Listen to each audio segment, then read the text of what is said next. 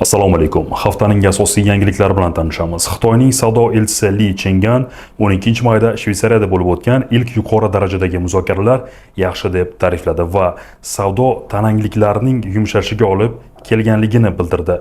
Ammo har ikki tomon ham noaniq tanqidlar bilan o'zaro shaydoqbozlikni davom ettirmoqda. CNBC'ga bergan intervyusida Osiyo Tinch okeani iqtisodiy hamkorlik tashkiloti savdo vazirlari yig'ilishi doirasida Janubiy Koreyaning Jeju orolida AQSh savdo vakili Jameson Greer bilan uchrashgan Li muzokaralarni albatta konstruktiv deb baholadi, ammo keyingi uchrashuvlar yoki muloqotlar haqida batafsil ma'lumot bermadi.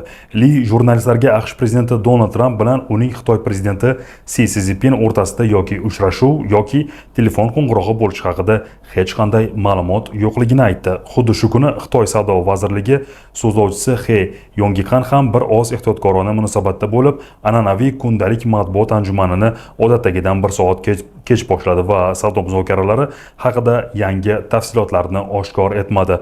Tramp ushbu hafta boshida Si bilan hafta oxirida gaplashishi mumkinligini aytgan edi, ammo Pekin bu imkoniyat haqida jiddiy ma'lumot bermadi.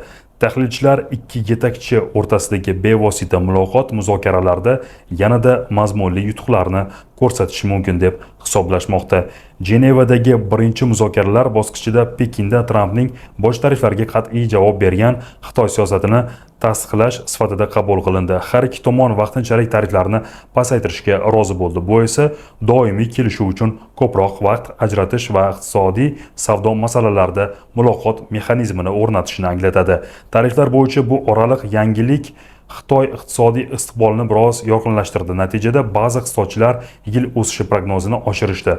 Tanqidlar davom etmoqda. Tariflar bo'yicha muzokaralardagi tinchlikka qaramay, har ikki tomon boshqa sohalarda bir-biriga tanqidiy so'zlar bilan javob berishni davom ettirmoqda. Bu esa keskin aloqalarning nozikligini ko'rsatadi. AQSh savdo departamenti sanoat va xavfsizlik byurosi Bureau of Industrial and Security seshanba kuni kompaniyalarga Huawei'ning Askent sun'iy intellekt chiplaridan foydalanmaslikni ogohlantirdi. Bu esa Pekindan keskin tanqidni keltirib chiqardi va eksport nazorat choralaridan suiiste'mol deb ataldi. Xitoy tashqi ishlar vazirligi juma kuni o'z ohangini biroz qattiqlashtirib, AQShning uzoq yo'l yuridiskasini qoraladi va Xitoy buni hech qachon qabul qilmasligini bildirdi. Shu bilan birga Xitoy muhim minerallar eksportini qat'iy nazorat qilmoqda. Noyob yer minerallari AQSh sanoati uchun juda muhim bo'lib, Pekin bu minerallarga Tramp ma'muriyati bilan savdo muzokaralarida samarali bosim vositasi sifatida qaramoqda. Xitoy savdo vazirligi shu hafta boshida mahalliy hokimiyatlarga noyob yer minerallarining kontrabandasiga qarshi qat'iy choralar ko'rishni buyurdi. Xitoy 4-apreldan boshlab bir necha noyob yer metallarining eksportini Donald Trampning ozodlik kuni tariflariga javoban to'xtatdi. Ushbu mahsulotlarni eksport qilmoqchi bo'lgan kompaniyalar Xitoy savdo vazirligidan ruxsatnoma olishlari kerak. Reuters bergan xabarga ko'ra, kamida 4 ta noyob yer magnitlari ishlab chiqaruvchisi, jumladan Germaniyaning Volkswagen avtomobil soziga ta'minotchilar eksport ruxsatnomasini olgan. Payshanba kuni o'tkazilgan muntazam matbuot anjumanida noyob yer minerallari nazorati haqida so'ralganda, Xitoy savdo vazirligi so'zlovchisi bu borada hech qanday ma'lumot yo'qligini aytdi. Noyob yer minerallari haqida noto'g'ri tushuncha AQShdagi Georgetown universitetining Xitoy va AQSh o'rtasidagi global masalalar bo'yicha muloqot tashabbusida katta tadqiqotchi bo'lgan sobiq Oq uy razvedka rasmiysi Denis Wilder fikricha, Pekin noyob yer minerallarining Tramp ma'muriyati uchun ahamiyatini ortiqcha baholayotgandir. Xitoy bu kartani haddan tashqari ishlatsa, AQSh noyob yer minerallarini olish uchun boshqa yo'llarni topadi, dedi u, Kanadani alternativ manba sifatida nomlab. U shuningdek Xitoy rahbariyati fentanyl oqimini cheklash bo'yicha kuchliroq choralar ko'rish zaruratini ham kam baholaganini qo'shimcha qildi. Alohida AQShning Pekindagi sobiq elchisi Nicholas Burns chorshanba kuni Xitoy fentanyl muammosida hamkorlik qilmasa narxni to'lashga to'g'ri keladi deb ogohlantirdi. Kelasi muzokaralar Pekin uchun yuqori garovli bo'ladi, chunki agar tariflar to'xtab qo'yilishi muddati o'tib ketsa, Xitoy ko'proq yo'qotadi, dedi dushanba kuni Evercore EC'ning bosh Xitoy iqtisodchisi va strategik Neo Wang. Wangning fikricha, Pekin kelasi yil o'tkaziladigan o'rta muddatli saylovlarda Respublikachilar partiyasiga foyda keltirish uchun Trampni qoniqtirishga harakat qiladi.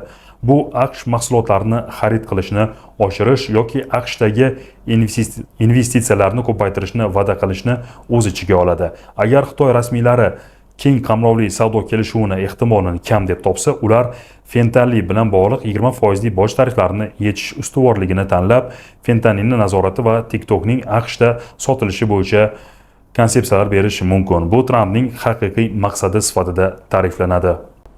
Abu Dabi Birlashgan Arab Amirliklari. AQSh va Birlashgan Arab Amirliklari Abu Dabiga sun'iy intellekt C rivojlanishi uchun eng ilg'or amerikalik yarim o'tkazgichlarni sotib olish yo'lini topish ustida ishlamoqda, deb ma'lum qildi AQSh prezidenti Donald Tramp juma kuni amirlik poytaxtidan. Kecha ikki mamlakat, shuningdek Birlashgan Arab Amirliklariga dunyodagi eng ilg'or C yarim o'tkazgichlarini amerikalik kompaniyalardan xarid qilish yo'lini yaratishga kelishib oldi.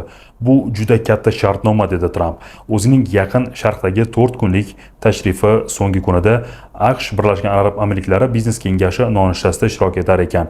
Mazkur juda katta shartnoma deb tilga olingan narsa, xabar qilinishicha, Nvidia kompaniyasining yiliga 500 ming dona H100 chiplarini import qilishga ruxsat beruvchi dastlabki kelishuv bilan bog'liq bo'lishi mumkin. Bu Amerika kompaniyasining eng ilg'or chiplaridan biridir. Bu esa cho'l amirligini AI modellarini quvvatlash uchun kerakli ma'lumot markazlarini qurishda tezlashtiriladi. Ba'ning so'nggi yillarda AI infratuzilmasiga katta sarmoya kiritishi va texnologiya uchun global markazga aylanishi maqsad qilgan. Bu maqsadning markazida AQSh yarim o'tkazgichlari turadi, ammo ular hozirgacha Washingtonning Arab ko'rfazi ittifoqchilariga milliy xavfsizlik sababli yetib bormagandi. Biroq bu holat o'zgarishi mumkin, chunki Tramp ma'muriyati Bayden davrida joriy etilgan ilg'or AI chiplarining eksport nazoratini qat'iylashtirgan AI tarqalishi qoidasini bekor qilishni rejalashtirmoqda. Biroq tajribali xavfsizlik mutaxassislari va qonunchiliklar, shuningdek, xabar qilinishicha, Tramp ma'muriyatining ba'zi a'zolari bu cheklovlarni bekor qilish AQSh texnologiyasining raqib davlatlar, xususan Xitoy qo'liga tushishiga yo'l ochishi mumkinligi haqida xavotir bildirmoqda. Trampning bayonoti Oq uy Abu Dabiga AQSh tashqarisidagi eng yirik sun'iy intellekt kampusini qurish bo'yicha BA bilan hamkorlikni e'lon qilgandan keyin keldi. Ma'lumot markazi Birlashgan Arab Amirliklari texnologiya kompaniyasi G42 tomonidan quriladi va bu loyiha bir necha amirliklar Amerika kompaniyalari bilan hamkorlik qiladi, deya ma'lum qildi savdo departamenti. U 5 gigavat quvvatga ega bo'lib, 10 kvadrat milya hududni qamrab oladi. Loyihada ishtirok etayotgan AQSh kompaniyalari nomlari oshkor qilinmadi. Trampning Yaqin Sharq safari davomida Nvidia bosh direktori Jensen Huang, OpenAI bosh direktori Sam Altman, SoftBank rahbari Masayoshi Son va Kisco prezidenti Jeetu Patel kabi AQSh texnologiya kompaniyalari yetakchilari hamrohlik qildi.